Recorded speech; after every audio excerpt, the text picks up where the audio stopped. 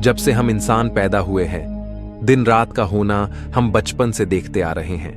लेकिन क्या आपने कभी ये सोचा है कि ये दिन रात का बदलाव कैसे होता है? रात के आसमान में भी लाखों तारे हैं। उनका प्रकाश होते हुए भी आखिर धरती पर अंधेरा ही रहता है। ऐसा क्यों है? सूरज कहां से आता है? क्या यह किसी दरिया में डूब जाता है और फिर रात हो जाती है? क्या होगा अगर सूरज हमेशा आसमान में रहे और रात हो ही ना? धरती की वो कौन सी जगह है जहां सूरज डूबता ही नहीं है, जहां आप 24 घंटे दिन में रह सकते हो?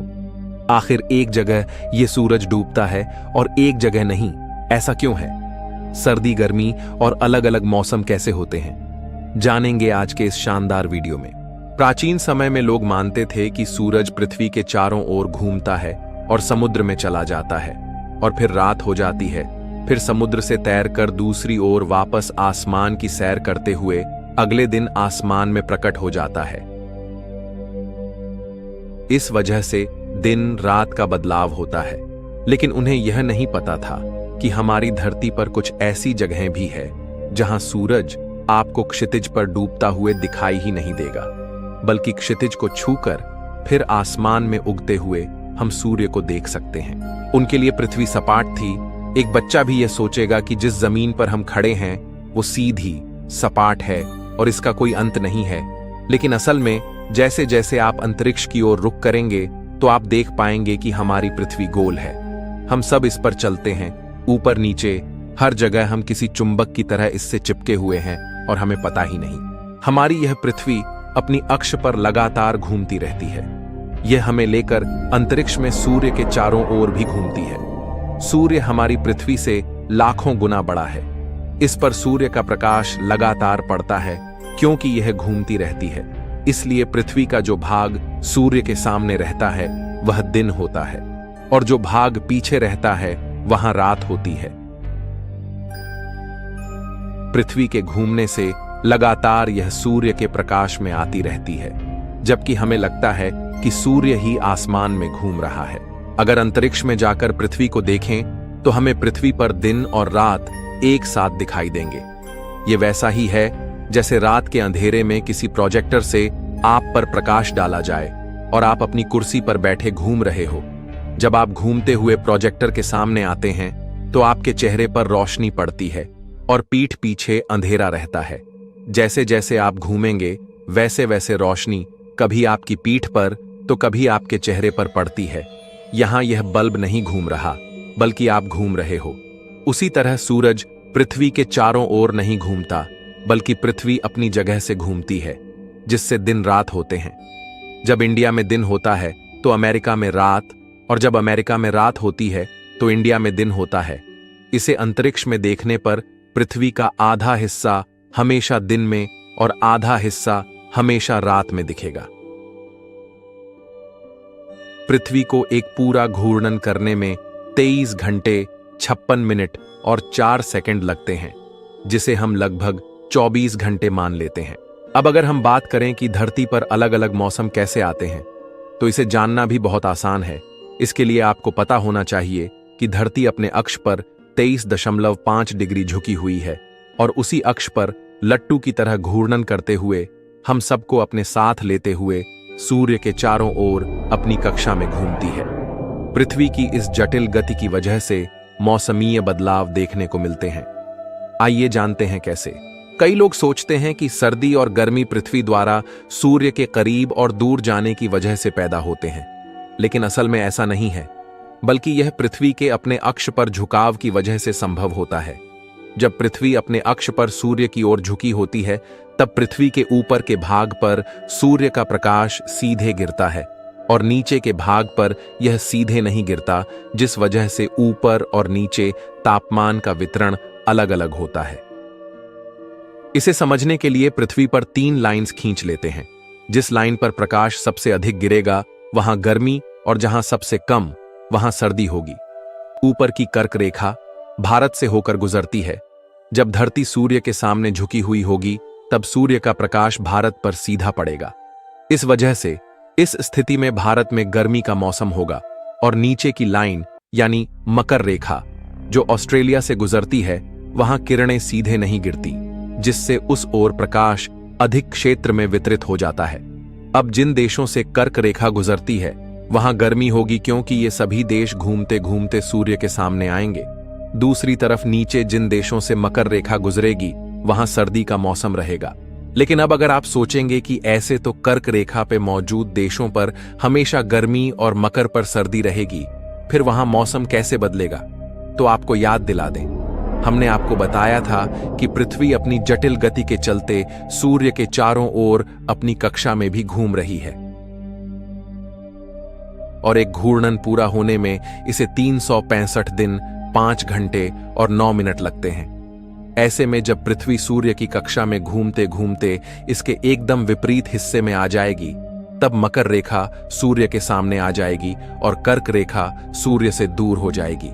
अब पहले की ही तरह सब कुछ होगा, लेकिन इस बार कर्क रेखा जहां भारत है वहां सूर्य की किरणें सीधी नहीं गिरेगी और मकर रेखा पर स्थित ऑस्ट्रेलिया में सूर्य का प्रकोप सीधा होगा, जिस वजह से इस बार जो देश मकर रेखा पर है वहां गर्मी होगी और कर्क रेखा पर स्थित देशों में सर्दी होगी।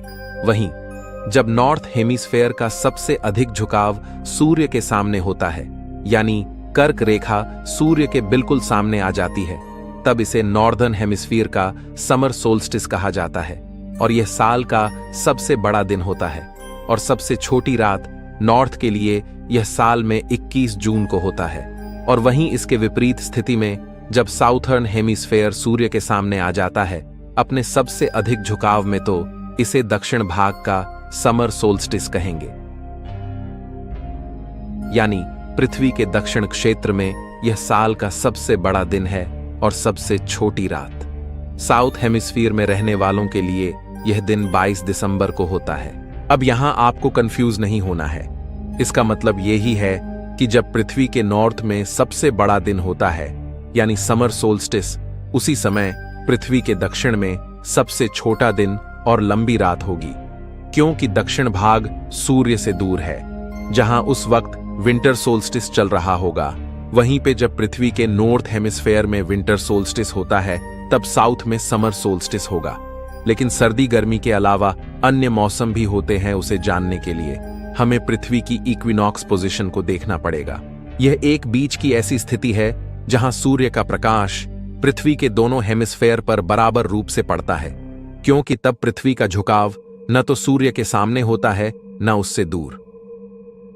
ऐसी स्थिति साल में 2 बार होती है, इसे इक्विनॉक्स कहा जाता है। यानी 20 मार्च को जब वर्नल इक्विनॉक्स होता है तब उत्तरी गोलार्ध में वसंत की शुरुआत होती है, जबकि दक्षिणी गोलार्ध में पतझड़ की शुरुआत होती है। जब भारत में वसंत का मौसम आता है तो ऑस्ट्रेलिया में पतझड़ का मौसम शुरू होता है। ऑटमनल इक्विनॉक्स यानी 22 या 23 सितंबर के वक्त उत्तरी गोलार्ध में पतझड़ की शुरुआत होती है, जबकि दक्षिणी गोलार्ध में वसंत का मौसम शुरू होता है। जब भारत में पतझड़ का मौसम आता है तो ब्राजील में वसंत का मौसम शुरू होता है। इक्विनॉक्स के वक्त दिन और रात की लंबाई बराबर होती है। इसे आप एक बार वापस देखेंगे तो समझ जाएंगे और थोड़ा गहराई से सोचने पे आप समझ पाएंगे कि पृथ्वी के अपने अक्ष पर घूमने से तो दिन रात होता है, लेकिन इन दिन और रात के लंबाई पृथ्वी के अपनी कक्षा में घूमने से घटती बढ़ती रहती है। अब यहां एक और इंटरेस्टिंग चीज सामने आती है कि पृथ्वी पर कुछ जगहों पर लगभग 6 महीने दिन और 6 महीने रात होती है। आइए देखते हैं वो कौन सी जगहें हैं। इसे जानने के लिए आपको ध्यान देना है कि जब पृथ्वी का नॉर्दर्न हेमिस्फीयर सूर्य की ओर झुका हो, तब पृथ्वी के एक पूरा चक्कर लगाने के बाद भी नॉर्थ पोल पर पूरे 24 घंटे प्रकाश ही रहेगा, यानी दिन। इस वजह से नॉर्वे, स्वीडन, फिनलैंड जैसे देश जो नॉर्थ के करीब है, वहां लगभग 6 महीने दिन रहेगा और वहीं नीचे साउथ पोल तक पूरे 24 घंटे पृथ्वी के घूर्णन होने पर भी रात ही रहती है, क्योंकि यह सूर्य के प्रकाश में नहीं आ पाता। और जब पृथ्वी का साउथ पोल सूर्य के सामने झुका होगा और नॉर्थ उससे परे होगा, तब साउथ में 6 महीने दिन और नॉर्थ में 6 महीने रात होगी। इसलिए इन जगहों पर पूरे साल में 6 महीने दिन और 6 महीने रात रहती है। अब आप अब तक की सबसे इंटरेस्टिंग चीज देखने वाले हो। जहां आप नॉर्मली आसमान में सूरज को पूर्व से उगते हुए और पश्चिम ढलते हुए देखते हो, वहीं नॉर्वे, फिनलैंड जैसे देशों में सूर्य का पथ आसमान में काफी अलग होगा। यहां आप वीडियो में देख सकते हैं कि आसमान में सूर्य कैसे चलते हुए दिखता है। ये क्षितिज में डूबता नहीं है, बल्कि उसे छूकर वापस उठ जाता है, जैसे कि ये हमसे छेड़खानी कर रहा हो। इस नज़ारे को आप लाइव देख सकते हैं जब आप नॉर्वे, फिनलैंड जैसी जगहों पर जाएंगे। लेकिन अब एक सवाल, क्या ऐसा पॉसिबल है कि अगर हम चाहें तो पूरे साल दिन ही दिन में रहे और रात कभी हो ही ना, या फिर पूरे साल रात में रहे बिना दिन के? तो क्या पृथ्वी पर ऐसी कोई जगह है जहां कभी रात होती ही नहीं, या ऐसी कोई दूसरी जगह जहां दिन कभी नहीं होता? तो हम आपको बता दें, पृथ्वी पर ऐसी तो कोई जगह नहीं है, लेकिन फिर भी हम पूरे साल दिन या रात को एक्सपीरियंस कर सकते हैं, जिसके लिए हमें साइंस की मदद लेनी पड़ेगी। तो सबसे पहले आप अपना बैग पैक कर लीजिए और पूरे साल का जरूरी सामान साथ में ले लीजिए। अब जैसे ही भूमध्य रेखा पर सूरज डूबने वाला हो, उस वक्त आपको अपने प्राइवेट जेट में बैठना है, जिसमें पूरे साल भर का फ्यूल है। उसमें बैठकर टेक ऑफ कर लेना होगा और फिर अपने प्लेन को पृथ्वी के घूमने की विपरीत दिशा में, यानी वेस्ट में, अमेरिका की तरफ ले जाना है। अब आपको स्पीड 1670 किलोमीटर प्रति घंटे सेट कर देना है। जब आप अमेरिका पहुंचेंगे तो वहां दिन होगा, लेकिन आपको अपने प्लेन में बैठे रहना है और लगातार वेस्ट की तरफ इसी स्पीड से मूव करते रहना है। इस तरह पूरे साल भर में आप लगातार दिन में ही रहेंगे, और वहीं अगर आप रात में रहना चाहते हो तो आपको पूर्व दिशा में लगातार इतनी स्पीड से चलना होगा जिससे आप रात को चेस कर रहे होंगे, यानी हमेशा रात में ही रहेंगे। लेकिन क्या यह पॉसिबल है कि इतने तामझाम के बिना ही हम हमेशा दिन में रह सके और कभी रात हो ही नहीं? तो ऐसा पॉसिबल है, लेकिन यह काफी ज्यादा खतरनाक हो जाएगा, और यह तब होगा जब हमारी धरती घूमना बंद कर दे। मान लीजिए अचानक से पृथ्वी ने घूमना बंद कर दिया, यानी इस पर कोई ब्रेक लगा दे, तो तुरंत ही हम सब 1600 किलोमीटर प्रति घंटे की रफ्तार से हवा में धकेल दिए जाएंगे। पृथ्वी पर तेज हवाएं इंसान, गाड़ी, बिल्डिंग्स को बहा ले जाएंगी, और ऐसा होने पर सबकी मौत निश्चित है। लेकिन अगर पृथ्वी की गति काफी धीरे धीरे कम की जाए और फिर ये रुक जाए, तो हम धकेले नहीं जाएंगे, और ऐसी स्थिति में पृथ्वी पर एक तरफ हमेशा सूरज की रोशनी रहेगी, यानी दिन, और दूसरी तरफ हमेशा रात रहेगी। आज से 4.5 अरब साल पहले जब धरती बनी ही थी, तो हमारी धरती पर एक दिन काफी छोटा होता था। यह सिर्फ 4 घंटे का था, क्योंकि तब धरती काफी तेजी से घूमती थी और चांद हमारे काफी करीब था। धीरे धीरे चांद हमसे दूर जाता गया, जिससे धरती का घूमना भी धीरे होता गया। हम आपको बता दें कि चांद हर साल धरती से 1.5 इंच दूर चला जाता है, जिस वजह से अगले 1 लाख साल बाद दिन 1.35 सेकंड लंबा हो जाएगा। लेकिन चांद का यह प्रभाव इतना नहीं होगा कि यह धरती के घूर्णन को ही रोक दे। इन दोनों स्थितियों के अलावा एक और तरीका है जिससे धरती पे हमेशा एक तरफ दिन और एक तरफ रात रहेगी, और यह है टाइडल लॉकिंग। जिस तरह चांद धरती से लॉक्ड है, वैसे अगर धरती भी सूर्य से लॉक हो जाए तो क्या होगा?